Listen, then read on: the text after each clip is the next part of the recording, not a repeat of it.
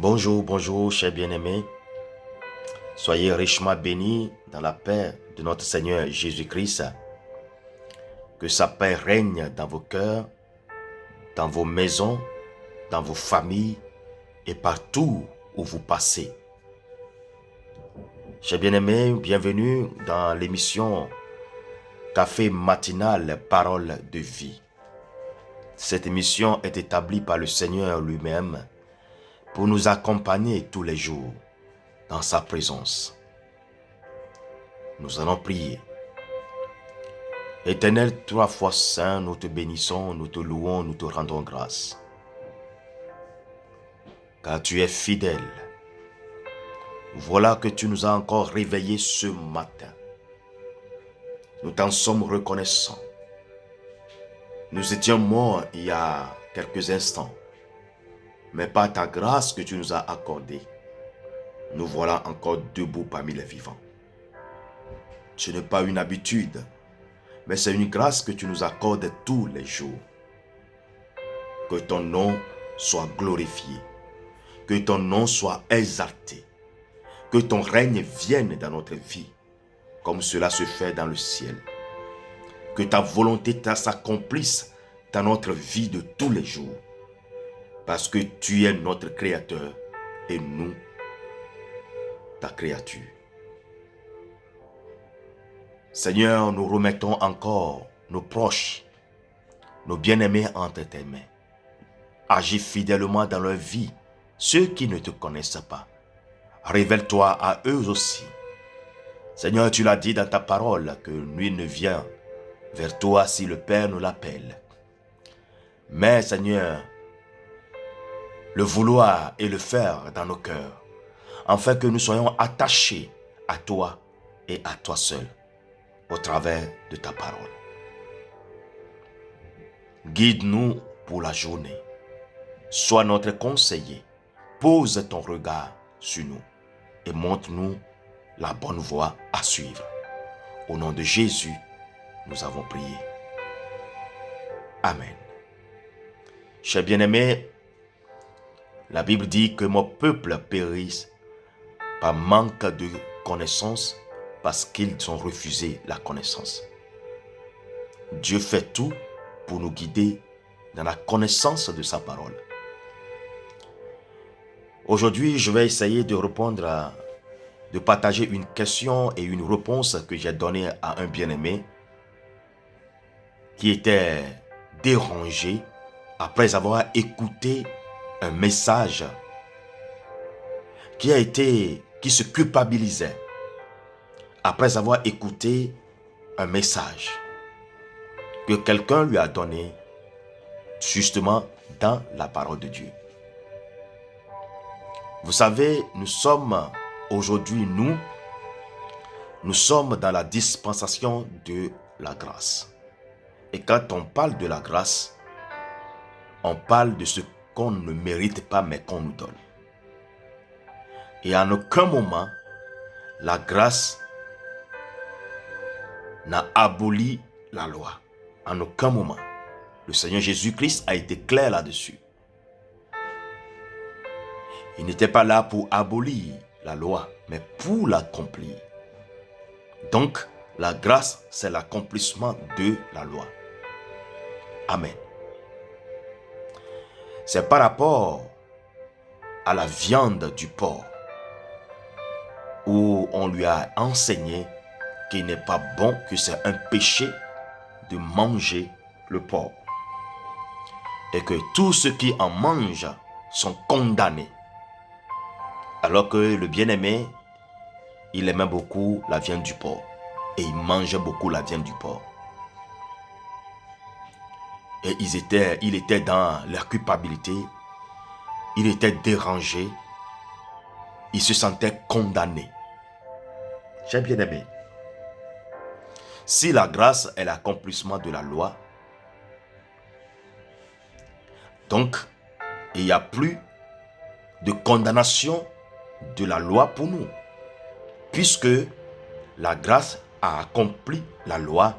Et la grâce, c'est ce qu'on ne mérite pas, mais qu'on nous donne gracieusement. Alléluia. Nous avons été sauvés par la grâce et par le moyen de la foi. Ça veut dire que celui qui veut vivre la plénitude de la grâce doit avoir la foi au premier abord. Mais la foi en qui? La foi en notre Seigneur Jésus-Christ. Si tu as la foi en notre Seigneur Jésus-Christ, la grâce est ton partage.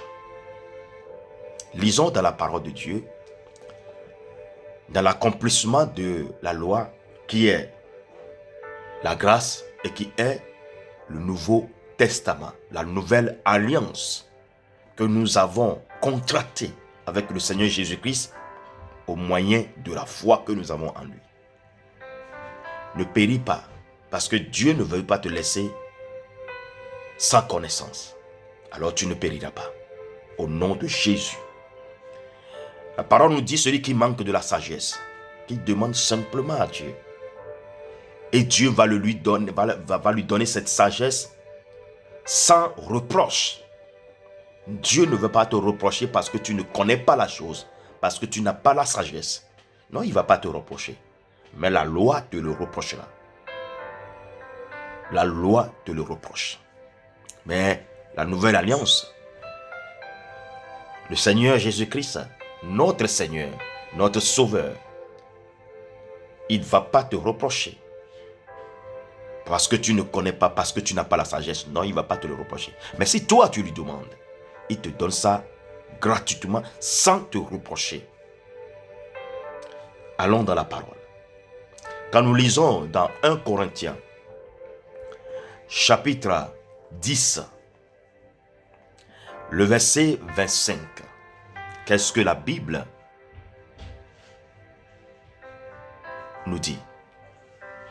Il nous dit ceci. La parole nous dit ceci. Mangez de tout ce qui se vend au marché, sans vous enquérir de rien par motif de conscience. Mangez de tout ce qui se vend sur le marché. Est-ce que le porc se vend sur le marché ou pas? Mangez de tout ce qui se vend sur le marché. Mon ami, que personne ne te dise que Dieu a dit de ne pas manger telle viande, telle chose, parce que c'est des choses qui ne sont pas, c'est pas sain, que Dieu a choisi les viandes que ses enfants doivent manger. Ça, c'est dans l'alliance de la loi. C'est au peuple d'Israël. C'était au peuple d'Israël et c'était dans l'ancienne alliance.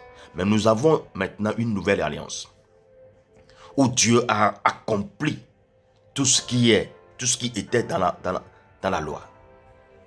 Et cet accomplissement nous a donné la grâce. La Bible te dit, la parole de Dieu te dit, l'évangile te dit ceci, qu'il faut manger de tout ce qui se vend sur le marché. Alors tu es autorisé à manger n'importe quelle viande. Tout ce qui se vend sur le marché, mange-le. Alors, loin de là, si tu en manges et que ça t'a fait mal au ventre toi-même, ça veut dire que ça ne te va pas à toi. Ton estomac n'arrive pas à digérer quelque chose que tu manges. Tu n'es pas obligé de le manger parce que tu es un homme libre. Tu n'es pas obligé de le manger.